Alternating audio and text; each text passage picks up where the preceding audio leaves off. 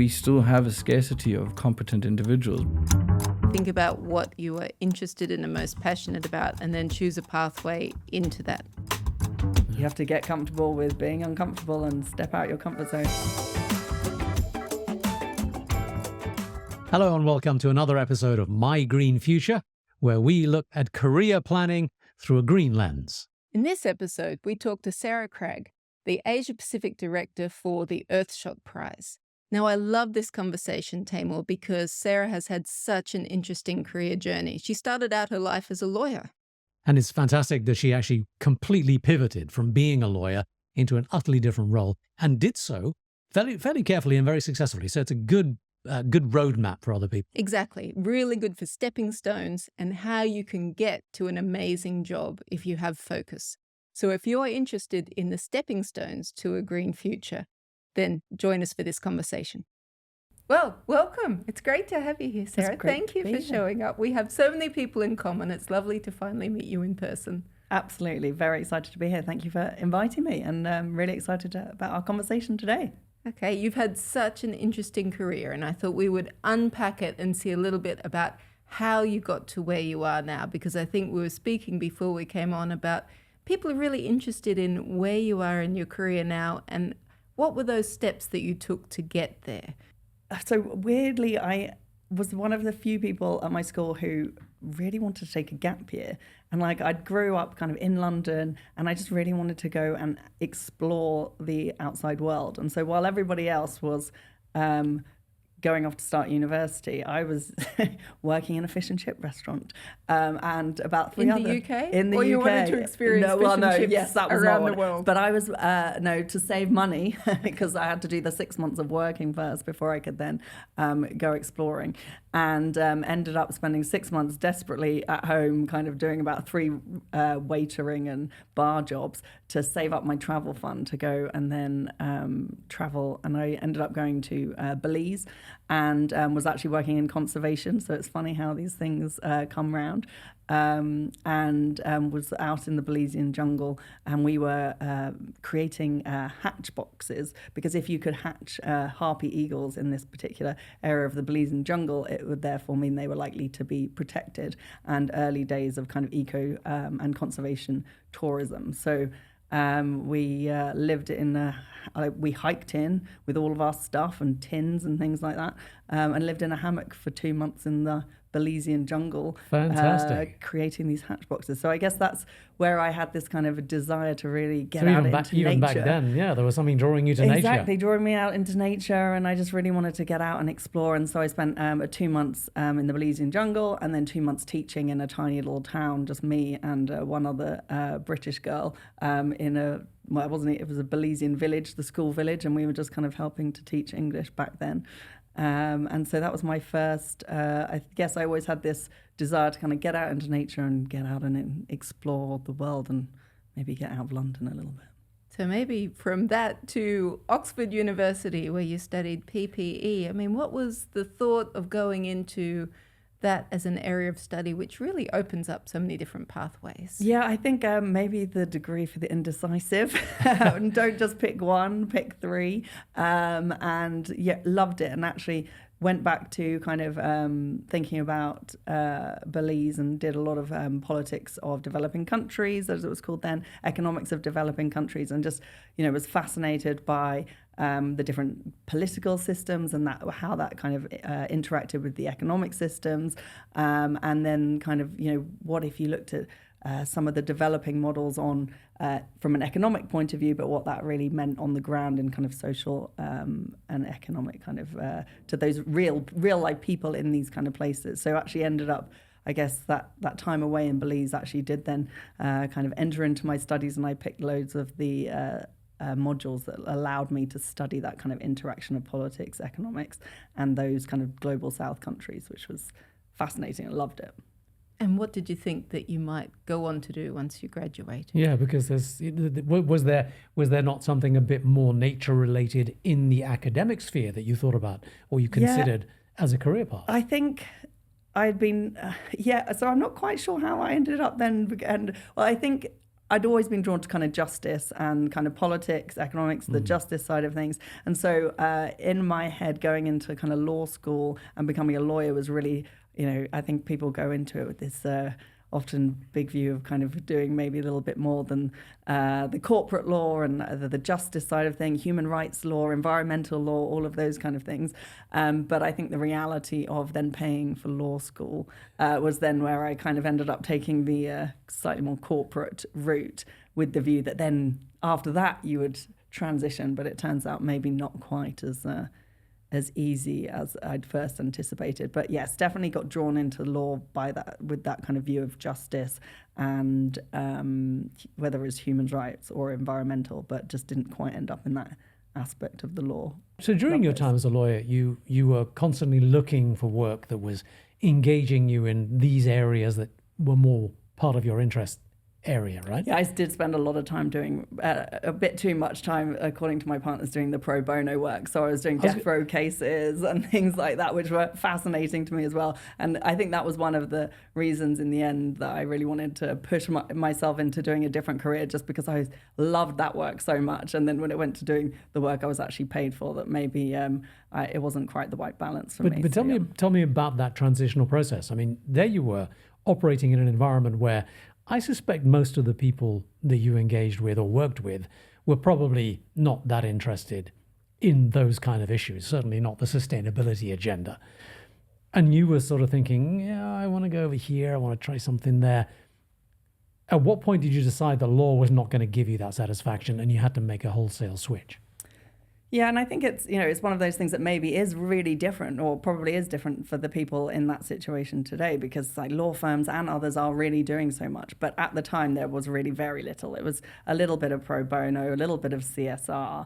They really weren't kind of engaging at the kind of, they weren't in the middle of the excitement, the building, the I guess really having impact and having change that I wanted to have. So I think it just got to and I think it's quite an all-consuming kind of career being in these kind of law firms, and there wasn't time for me to maybe fulfill that passion at the weekend or anything like that, because realistically you don't often always have a weekend. So I think it was for me to really, it was enough. I just wasn't happy.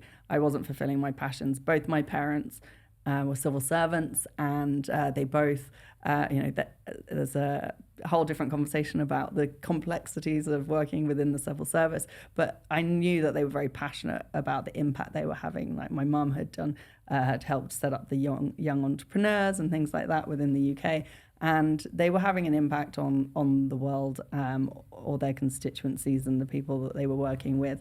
And I knew I wanted to kind of have more of an impact on the real world, as opposed to maybe the business world that I was in. So what was the first move that was really away from that legal background and more into what we might consider a sustainability career? Well, so I was really lucky to come across a program called On Purpose, which is still going today and has actually expanded into a couple of different countries. I think they're now in England, France and Germany. And it was set up by this amazing guy called Tom Rippon, who is an ex-McKinsey guy. And he really kind of saw that there were people like myself who were from these professions that really desperately wanted to move into NGOs, social enterprises, socially driven businesses, and have this impact. And this industry really needed people like us. But there was kind of this slight gap between the two that wasn't really being filled. So he tried to, and he did very successfully, create this organization to really kind of bridge that gap. And through On Purpose, I spent 2 6 months kind of consultancy periods. The first one with Virgin Unite, so Richard Branson's foundation, and the second one with Ben and Jerry's. So at this point, you weren't sort of saying, right, I'm going to do a CSR, ESG-related, CSO-related specific task. You were just exploring, again, those areas of what was available. I mean, what did you find that was out there? Was there a structure, a framework of transition that you could access, or were you like flying blind? Oh, completely flying blind. And also everyone, as soon as they hear you're a lawyer, you're a lawyer. You don't there's no kind of like grey areas around being a lawyer. You're kind of either the lawyer or not. So it was it was really important to me to not be the lawyer. So I really entered this program to, I guess they did provide that transition, but it was very few and far between. And I still get a lot of people ask me about the program because it's still going. And I think programs like that are really important to try and bridge that gap and help people move into that space. So that was really the start of it all for me. And, you know, when I started at Earthshot now a year ago, I was in touch with Tom again to say, like, you know, this is literally all down to you and helping me make that move. So I think those guys are the ones that really helped me make that transition. But it wasn't easy. And, you know, I can see that it's still not easy. We were just discussing that lots of people are still getting in touch with us to see how to make that transition. But I think the increasing number of jobs and roles in this and the increasing interest within businesses means that there are kind of more transition pathways. But at the time, there really wasn't. So I'm very grateful to the role that On Purpose played in helping me make that. And, you know, just they kind of give you 2 6-month consultancy periods. But just being able to have that kind of experience under my belt made it much easier to talk to people. So it sounds like you were driven by a desire to have an impact, and you mentioned about your parents and the work they did in the civil service having an impact. Was that partly what drove you into work in sustainability? Yeah, I think so. I think I just really wanted to have a meaningful career, really, and to have an impact on the world, to be passionate about what I wanted to do, to really jump out of bed in the morning and, you know, actually have something that I wanted to see that I was making a difference and having a positive impact. And, you know, through my career, I have had some more socially responsible kind of side of things. But I think, you know, over time, it's really been that climate agenda that I have really wanted to have an impact on, whether that's through corporates or currently with the Earthshot Prize and with the startups and scaling startups. So it's really that green agenda now that I guess I've focused on. So staying on impact, and you've had so many fascinating roles that you've taken on. You worked with Ben & Jerry's, which is recognized as, you know, one of the most sustainable consumer brands. And you worked with Conservation International. Yes. If you were comparing those, you know, one is a not-for-profit NGO working particularly in the environmental space, one obviously a consumer brand. Do you feel like you had more impact in one or the other? And how would you compare or contrast? If someone said they really want to have an impact, would you say the impact is in the commercial sector working for a business, or would it be working for a not-for-profit? Oh, that's a great question. It's a tough one, and I think it depends on your personal preference. I've met amazing people across both sides, and I've seen amazing impact at both sides. I think for me personally, and maybe this does go back to the kind of studying of economics at university, I love the challenge of being able to make something sustainable, like in a green way, but also financially sustainable. So I think I've always been fascinated by the impact that businesses can have, and that if you can really embed that green practice or that sustainable behavior into the business, then I feel like that's a much more long-term sustainable solution compared to maybe the conservation side or the NGO side, where there's that constant need for funds, and that's slightly you're slightly determined by your funders and what they want to do. So I think for me, I've always loved that business side of things, but again, I think it's personal preference, and obviously I was really lucky to work for a company that was fully committed and is fully committed to that green agenda and to thinking about how does it use its businesses in all ways for good, whether that's like through the marketing and through the storytelling, but also through the supply chain. And also it's fun to, you know, play around with ice cream and make cow jokes and all that kind of stuff. So it was definitely, you know, very fun to be working on that side of things. What's really interesting about your journey actually is the number of different things that you have dabbled in and explored, because it kind of illustrates that for those people who want to get some sort of purpose and meaning in their workspace, they can pretty much do anything, right? I mean, there are so many aspects and opportunities in so many different companies that you can apply your skills to. But the question is, I think for a lot of people, will my skills apply? Yeah. Did you find any sense or moment of self-doubt where you thought, I've trained as a lawyer, you know, I've done politics, philosophy, and economics. I don't know anything about sustainability. Maybe I can't do this. Was there any of that, and how did you overcome that? I mean, all the time, all the time, especially, I think, as I discussed earlier on, that kind of post-qualification legal training, you're kind of really taught never to say anything you don't 100% know for sure. There's not kind of a little bit of, embellishment in the legal career, really. So absolutely, all the time. And I guess that's where the kind of constant learning has helped.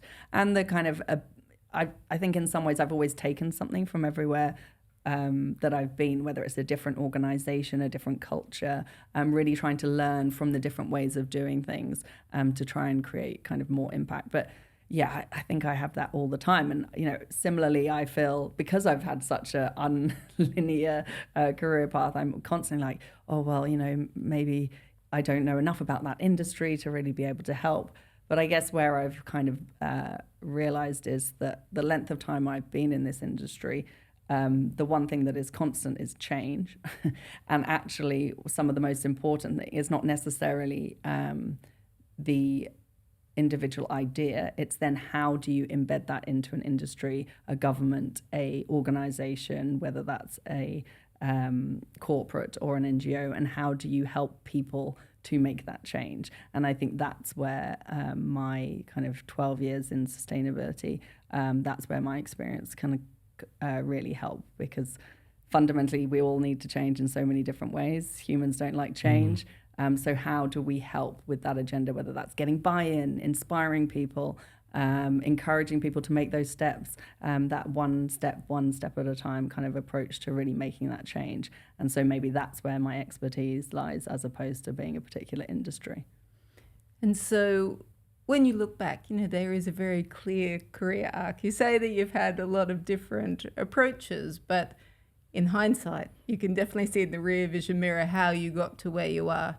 You said that you've gone back to speak at your former school and you're advising people who approach you to say, how do we get out of this current path and into a sustainability path? What's some key pieces of advice that you give people who want a career in sustainability? I think it's keep learning. It's always changing, so you have to kind of keep adapting with the times, keep learning kind of more and more.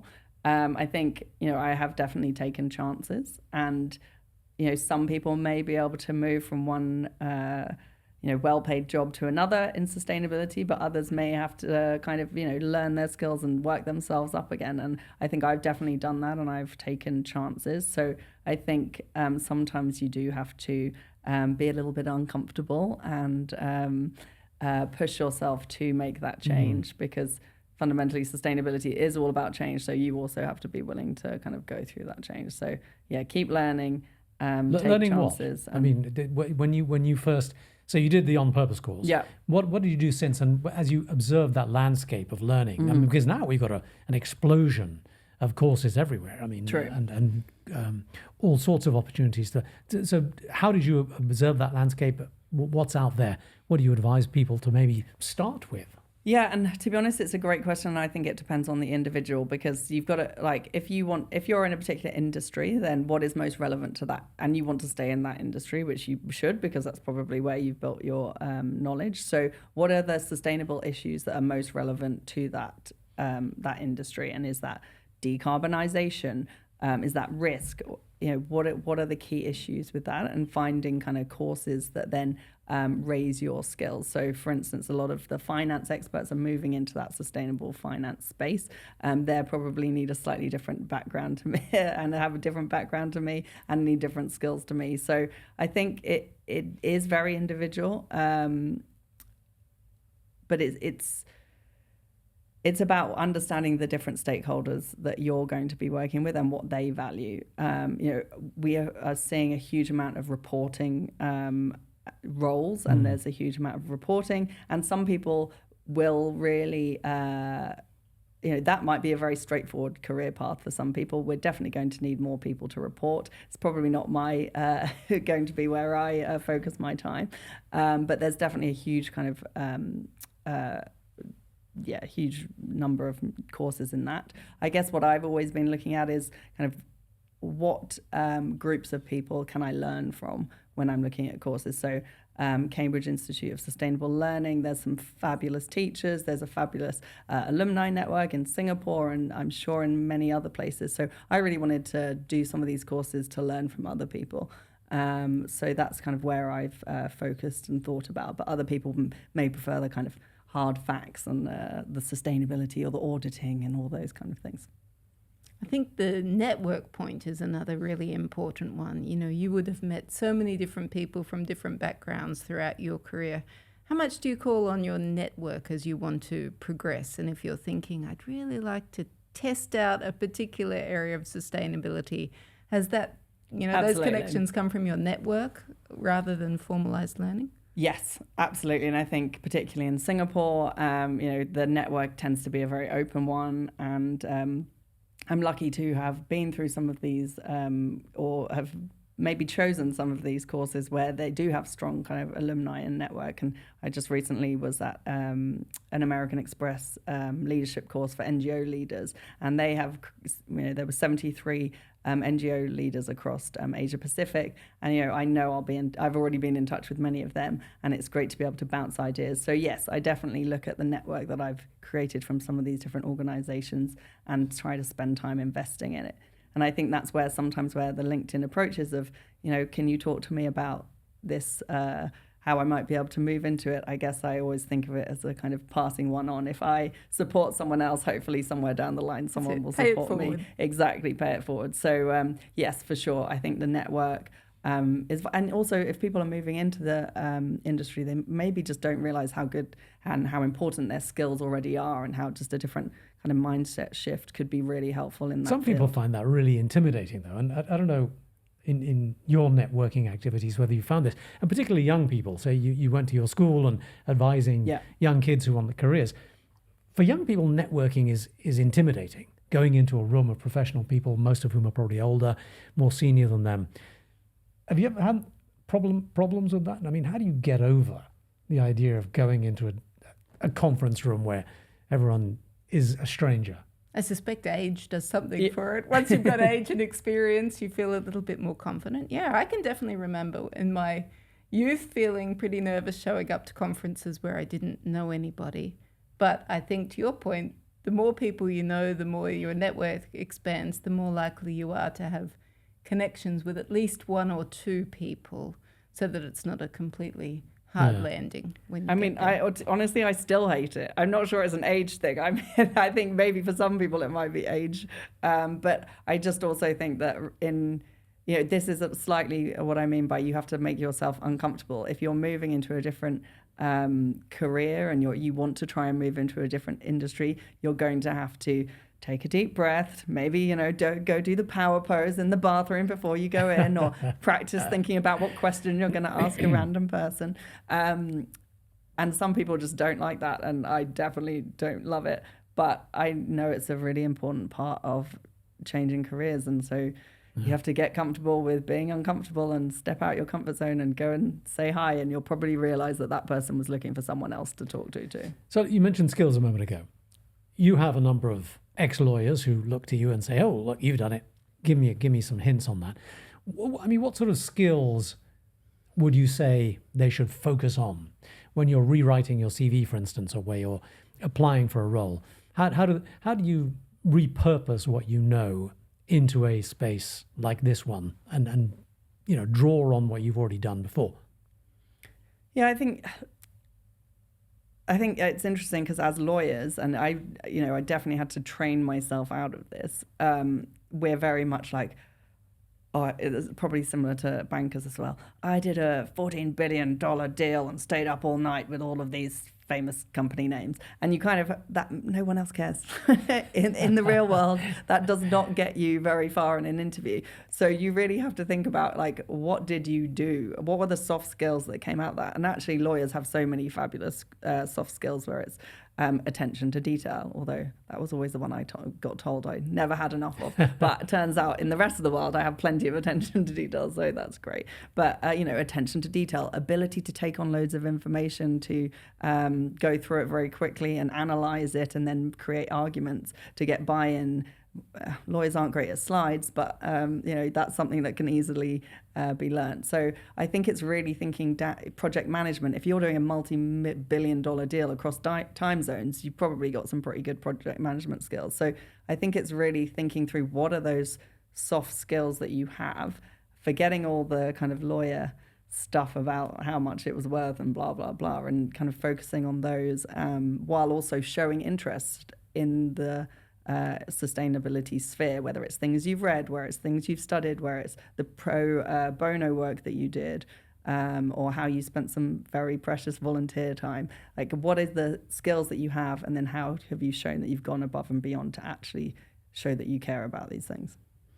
You now work for the Earthshot Prize, and I suspect there's no one career path that could have gotten you to that point.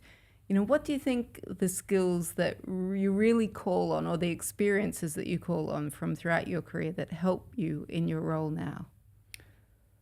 That's a great one. I think there's probably things from everything. It's like communicate, like understanding the different audiences we're talking to. We talk to so many different audiences, whether that's government, funders, startups, people who support startups, businesses. So really kind of, and this is more the comms angle, how do I put myself in those people's shoes, understand what it is that they're trying to do from their sustainability lens, and then see how the Earthshot Prize can also support them, because we're always working in collaboration.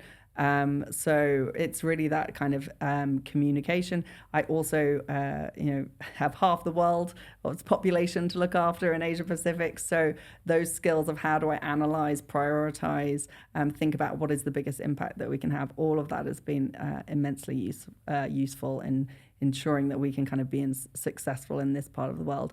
And I think also just having been in businesses where headquartered elsewhere, like what are the different ways of working that we have to think about culturally here that maybe they're not thinking about in the rest of the world, that we need to then change to be successful. And that was a lot of the work we did in Ben & Jerry's was, we had a very American brand. How do we make it relevant to the people here? And similarly with Earthshot Prize, we've got these amazing solutions, which for sure are very relevant to this part of the world where we have so many solutions, so many issues. So how do we make sure they're relevant, and how do we build the network for them to support them and to help them scale? So I think all through my career, I've ended up taking skills to enable me to bring together the very many facets of the Earthshot Prize and to try to really scale that up in Asia Pacific. I want you to turn your mind for a second away from the Earthshot Prize. Sure. Let's assume that you're leaving the Earthshot Prize and you're looking at that landscape that faces you now.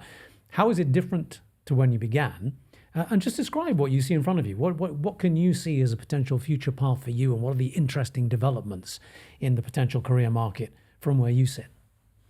Yeah, it's a great question. I think what I've really loved about both conservation and Earthshot Prize is like we're really starting to see the flow of capital into these areas, whether that conservation was nature-based solutions. With the carbon credit market, we were really starting to see capital flow into standing forests in a way that had never been seen before.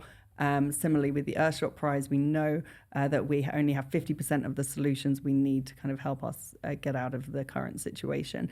And those solutions that we already have need so much more capital. So I have become really interested, and I guess it probably goes back to those early days of the economic system, of how do we really help that capital to flow into these different areas.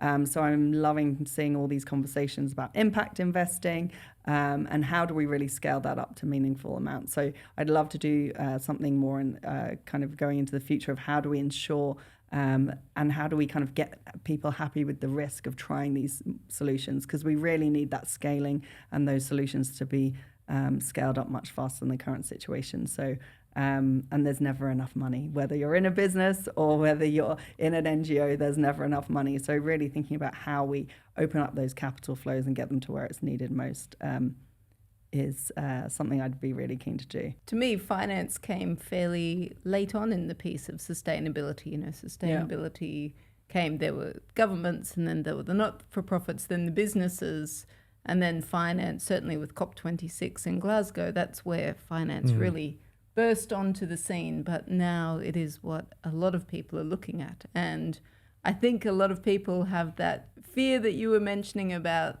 not feeling like they have enough expertise to be talking about finance, and yet it's seen as this way to unlock so much potential.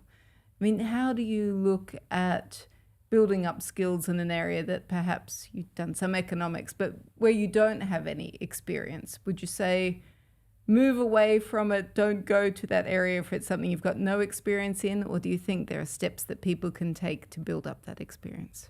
Absolutely. I think, we've got to tackle these issues head on. So if that's something you're interested in, hopefully the passion, the interest will push you on through. It was a long time ago, but I did spend a year in capital markets and derivatives. So I definitely have that legal knowledge down there somewhere. So I feel like maybe, I'm a bit rusty in the financial speak, but with a bit of fine tuning and practice, I think I could definitely get there. And just like many other people, none of this is kind of rocket science, and we need everyone to be interested. So whether it's your own money and where that's being spent, whether your own pension, etc., I think it's an area everyone should get involved in and think about.